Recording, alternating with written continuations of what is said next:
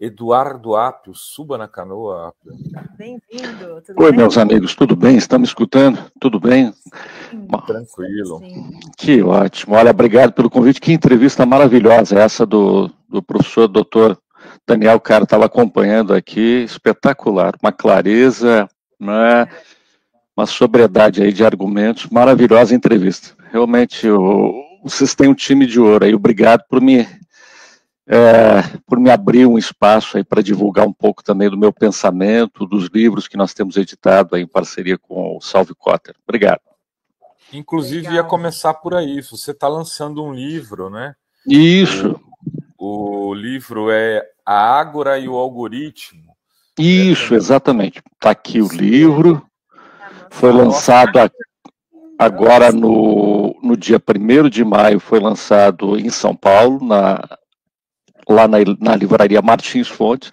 Eu estava presente lá também, lançando o livro dele, juntamente conosco, José Genuíno.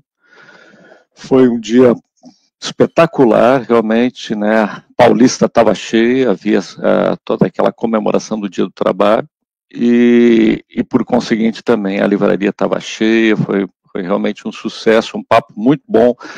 Vários amigos estavam por lá, o próprio Nassif estava lá, enfim. Né?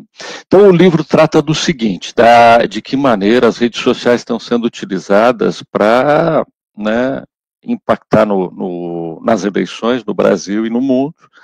Isso já vem sendo discutido desde aquele escândalo lá do Steve Bannon nos Estados Unidos, em que ele trabalhou com aquele pessoal eu salvo engano, Oxford Analytics, enfim, teve aquele escândalo, né, em torno da manipulação das redes sociais e dos algoritmos para impactar no resultado e definir o resultado das eleições.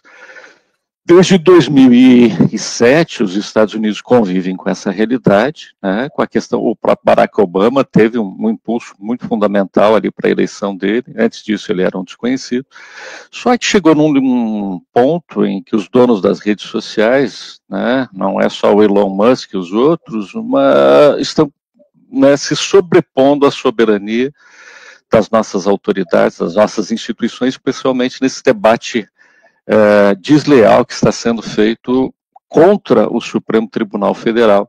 Eu até, como professor, enfim, estou aqui nessa condição, eu tenho falado com os meus alunos de Direito Constitucional sobre esse tema, conversei até final de semana com o Pedro Serrano sobre isso, e vi com muita felicidade até, do ponto de vista acadêmico, a nota do grupo Prerrogativas em favor, né, da soberania do Supremo Tribunal Federal nesse embate que está sendo travado agora com a revista The Economist, que é a bíblia, né, da economia mundial, enfim, dos economistas, e vejo com alegria que está havendo alguma reação, e o momento é esse, é defendermos, né, a soberania do nosso país, defendermos a autonomia e a independência do nosso judiciário, frente à pressão, né, desses grandes conglomerados internacionais, inclusive a The Economist, inclusive Elon Musk, e garantirmos que em 2 anos, quando tivermos as eleições, em 2026, tenhamos eleições limpas, leais e não contaminadas, né, pelo poder financeiro. Nós sabemos que isso vai exigir, assim, uma mão de ferro do Supremo Tribunal Federal, do Tribunal Superior Eleitoral. É um desafio muito grande. Eu não sei se os juízes e os promotores eleitorais estão preparados hoje para esse grande desafio. Nas últimas 2 eleições não estavam, né, para esse universo novo. Então, o livro se propõe a isso, a subsidiar com argumentos teóricos um debate de natureza prática, até para convencer juízes, promotores, advogados, né, que a regulação das redes sociais é possível sem que isso implique censura, sem que isso limite, né, a liberdade de expressão e pode alavancar até um termo que nós estamos trabalhando, que é da hiperdemocracia, a ideia de que as redes sociais e de que o uso, né, através até de uma rede de internet que possa ter algum subsídio estatal, essa rede ela poderia impulsionar a participação do cidadão comum nos assuntos locais. Agora mesmo o professor Daniel ali estava falando das escolas cívico-militares, enfim, tem tantos assuntos que poderiam estar submetidos à votação do eleitor, mas claro, né, nós temos um país aí de 230 milhões de habitantes, esse é um projeto de orçamento participativo digital que precisaria iniciar por uma cidade, por um estado de menor dimensão e depois ser amplificado, né, para o Brasil inteiro. Essa é a proposta do livro. Muito importante. Inclusive, nessa questão da regulação das redes, a gente viu nesse final de semana essa articulação, desarticulação, né, na verdade, do atentado à bomba, e uma regulação das redes sociais poderia impedir isso, né? Esses discursos de ódio que ficam aliciando os jovens, né? O que a gente viu, inclusive, no filme, na série Adolescência, né? Como é necessária uma regulação das redes para coibir esse tipo de articulação, né? Inclusive de crianças e adolescentes, né, Apio? Você acha que dá tempo, tem espaço para começar a discutir isso, porque no Congresso o Arthur Lira engavetou, né, o PL das fake news e a discussão de uma regulamentação. Eu acredito que o TSE no Brasil, ao contrário de outros tribunais, ele tem uma função chamada normativa, né? Então, a cada eleição, ele legisla sobre o que vai acontecer nas próximas eleições. Não é comum que o judiciário legisle sobre os temas, mas o Tribunal Superior Eleitoral tem essa prerrogativa aqui no Brasil. Então, a cada eleição, o TSE tem tentado correr atrás do prejuízo e estabelecer parâmetros, né, que observem o paradigma fixado pelo Supremo Tribunal Federal, que é quando um meio de comunicação, um órgão, um blog, enfim, quando ele de forma dolosa, como de forma intencional souber que está publicando uma fake news, ele fica responsável por aquela publicação e pode sofrer um impacto também, né? Mas, claro, aí o que o Supremo exige é que exista esse dolo, essa intenção, essa, né, crença manifesta de que, né, está publicando uma notícia falsa, especialmente durante o período eleitoral. Então, uma falsidade não intencional, culposa, algo que foi publicado por um meio de comunicação, não gera uma indenização, somente nos casos em que esse órgão, né, blog, ou não interessa quem seja o emissor, tem uma consciência plena, tranquila, de que está propagando uma fake news, propagando uma mentira, né, especialmente no período eleitoral. Então, isso, claro que serve de parâmetro e vai servir provavelmente para o Tribunal Superior Eleitoral nas próximas eleições. É uma forma de regulação judicial, né, desse debate que acontece nas redes sociais. Agora, claro que essa liberdade que foi pensada no início do século XX, a livre manifestação, que já faz parte, né, da história de todas as constituições, enfim, talvez a mais fundamental dentre as liberdades fundamentais, o fato é que ela foi pensada para uma imprensa escrita, né, depois uma imprensa falada via rádio, ela não foi pensada para as redes sociais. Então, na realidade, o direito ainda não acompanhou, não só no Brasil, mas fora também, né, a ideia de como equilibrar a liberdade de expressão e como equilibrar os interesses da sociedade. Uma das maneiras que foi encontrada no passado, isso até mesmo na Inglaterra, onde você tem, por exemplo, a BBC, que é um meio de comunicação público, uma rede, né, de comunicação social pública. Então, uma forma era o Estado, de alguma maneira, participar na produção desse conteúdo, né. A Inglaterra, ao contrário dos Estados Unidos, tem uma tradição muito forte de proteção das crianças e dos adolescentes em relação ao conteúdo ao qual eles estão expostos. Não por acaso que essa série A Adolescente, essa foi ou Adolescência, enfim, adolescência, ela foi produzida pela BBC. Então, porque eles têm um cuidado muito grande. Nos Estados Unidos, né, o que vale realmente é a força do dinheiro. Infelizmente, essa é a grande realidade. Então, a liberdade lá sempre foi o pilar, uma liberdade irrestrita, e a nossa tradição aqui no Brasil é uma tradição mais europeia, uma tradição mais ancorada na ideia de que os juízes podem interferir nessa questão e nesse debate. Né? A questão é essa, como equilibrar esses dois fatores, né? E garantindo liberdade de expressão e liberdade de pensamento para as pessoas nas redes sociais. Então, o livro ele se propõe a isso, se propõe a renovar esse debate através de autores conhecidos. Um dos autores que eu utilizo, junto com o Sálvio Cotter, é o Jürgen Habermas, e o Habermas, que trabalha com a teoria da ação comunicativa, ele aposta na amplificação do debate. Ele entende que, né, quanto mais debate nós tivermos, quanto mais o cidadão participar das decisões públicas, mais legítimo vai ser o resultado. Hoje, aqui no Brasil, nós estamos mais com uma visão, digamos assim, mais aristocrática, assim, em relação ao poder judicial, poder judiciário. As decisões acabam vindo, as mais importantes vêm do Supremo Tribunal, que dá a última palavra, e a participação das pessoas nesse tipo de debate ainda é muito pequena, mesmo nos grandes assuntos nacionais, né, nós não temos tido uma tradição de audiências públicas, né.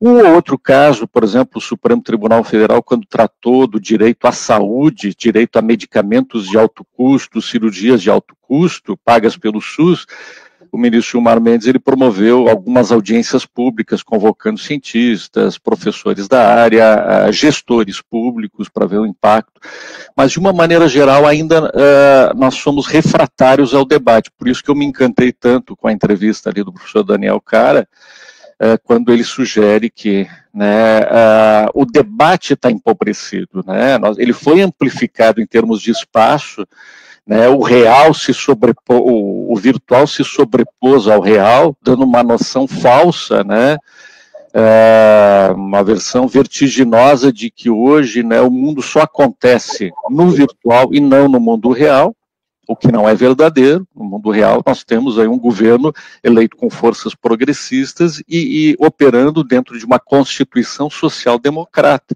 A nossa Constituição de 88 define um papel muito claro, né, para o Estado, e define que, por exemplo, nessa área de educação que o professor Daniel estava falando, o Estado tem que assumir, claro, uma neutralidade. Em qualquer política pública tem que haver uma neutralidade ideológica republicana, né? Essa é uma questão importante. O livro está lançado, convido a todos aqueles que se interessem pelo tema, então, a debater. A fotinho aqui do livro, a Ágora e o Algoritmo, vou colocar o link também. Vai comprar, o Sálvio Cotter está aqui mandando uma mensagem, que é o editor e coautor. Ele é o pai da criança. Disse, a Cotter falou que quer muito publicar um livro teu, Rovai. Não conta que foi eu quem fuxicou. Vamos lá, Sálvio, eu preciso pensar, estou com umas 2 ideias aí, vamos ver se eu coloco no papel, se eu ter tempo. Eu também, claro que um livro da Adri seria um luxo. Só aí, a Adri pode falar sobre... Tá vendo? Pense leve, a nova... o novo momento da Adri. Lilian Pinto manda aqui um super sticker também. E tem mais um aqui, a Fátima Helena da Fonseca. Doutor Apio, sua contribuição no TRF4 mudou a história. Com certeza. Mas que gentil, muito obrigado. Eu queria falar sobre isso com o Apio, né? Como é que está esse processo do Moro e do Dallagnol, Apio? Olha, o que eu acompanhei pela imprensa, porque são procedimentos sigilosos, então eu posso falar aquilo que é público. Ele foi aprovado um relatório muito contundente contra Dallagnol, Moro, Gabriela Hart, no ano passado, em 2024, no CNJ, Conselho Nacional de Justiça, graças a uma atuação heróica do ministro Salomão, que na época era o ministro corregedor do Conselho Nacional de Justiça. Esse relatório apontou a existência de inúmeras provas e indícios da prática de corrupção, a prática de peculato, a prática de organização criminosa, a prática de traição aos interesses da pátria brasileira, e isso foi encaminhado ao Procurador-Geral da República, o Dr. Gonê, salvo engano, em junho de 2024. Então, desde aquele momento, né, nós todos brasileiros, claro, né, cidadãos comuns como eu, estamos aguardando aí, né, o resultado dessas investigações. As investigações aconteceram, elas comprovaram um sistema de lavagem de dinheiro internacional, em que, através do qual a Lava Jato se apropriou, aí, desviou em torno de 5 a 6 bilhões, não se tem um número exato, 5 a 6 bilhões de reais dos cofres da União. Esse desvio se deu através de uma triangulação com a Petrobras, que encaminhou o dinheiro para os Estados Unidos, e esse dinheiro, então, uma parte importante dele voltaria para criar aquela fundação em Curitiba, aqui em Curitiba, que teria o nome de Fundação Lava Jato, Fundação Dallagnol, não se sabe exatamente o nome, mas se sabe que era uma fundação privada, com CNPJ privado, e essa triangulação, essa lavagem monumental de bilhões, né, operada por esses atores, ela só foi freada graças à intervenção do ministro Alexandre de Moraes em 2019, que deu uma liminar a pedido da Procuradora-Geral da República, da época, doutora Raquel Dodge, que pediu, então, que esse dinheiro que deveria ir para a fundação fosse realocado para a União, para os cofres públicos. É um dinheiro que pertence a nós todos, brasileiros. Esse dinheiro ele veio substancialmente daqueles acordos de leniência, né, Rovaidri. Os acordos de leniência eram multas astronômicas que eram pagas pelas construtoras, como, por exemplo, a Odebrecht, com a finalidade de poder de seguir fechando contratos e participando de licitações com o poder público. A lei de leniências é de 2019, salvo engano, 2013, desculpe, ainda durante o governo Dilma. Então se publicou essa lei com esse sentido, olha, se alguma empresa foi pega numa prática imprópria, corrupção ou desvio de recursos, qualquer coisa, a empresa assina um acordo de leniência e paga uma multa alta para poder voltar a contratar com o poder público.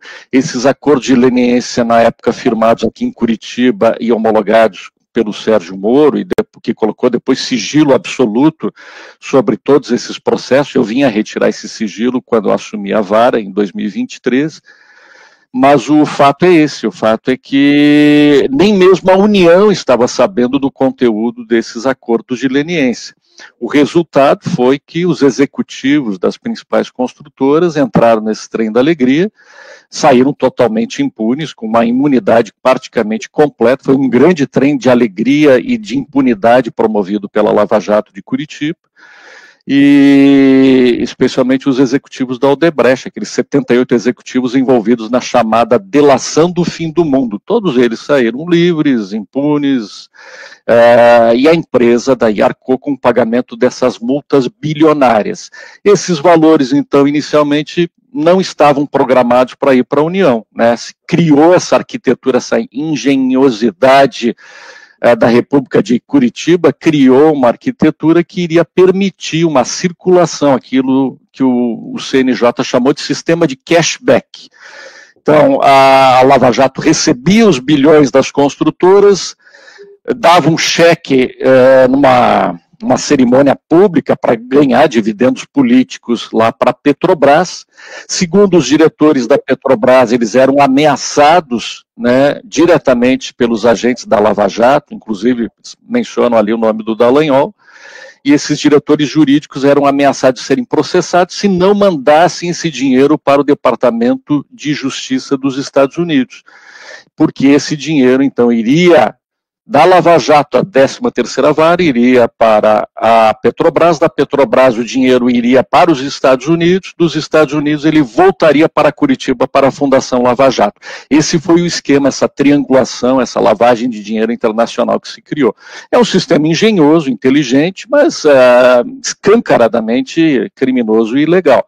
Então, quando eu fiquei sabendo do ocorrido, tomei conhecimento desses processos, reportei isso imediatamente ao Conselho Nacional de Justiça, e uma semana depois eu fui afastado da vara. Então, assim, houve uma relação de causa e efeito, com certeza, né? É um escândalo realmente monumental. Essa questão do INSS é café pequeno perto do que aconteceu na República de Curitiba. Muito bem, Dri. Estamos chegando ao final desse papo com Appio. Vamos dar aqui de novo o endereço da Cotter. Não sei se a Cotter vai fazer uma promoçãozinha para quem quiser comprar agora aí, ou se o Marcelo ou o Sávio estiver por aí. De repente, a gente lança amanhã uma pequena promoção para quem for aqui internauta da Fórum, né? Quem for da comunidade. E, Appio, muito obrigado, sucesso. Não, obrigado, Dri, obrigado, Rovai, pelo espaço. O livro, como disse, foi uma ideia do Sálvio Cotter, né, que ele me propôs elaborarmos um artigo, ele foi crescendo, nós fomos debatendo e acabou que surgiu o livro. Então foi uma boa parceria.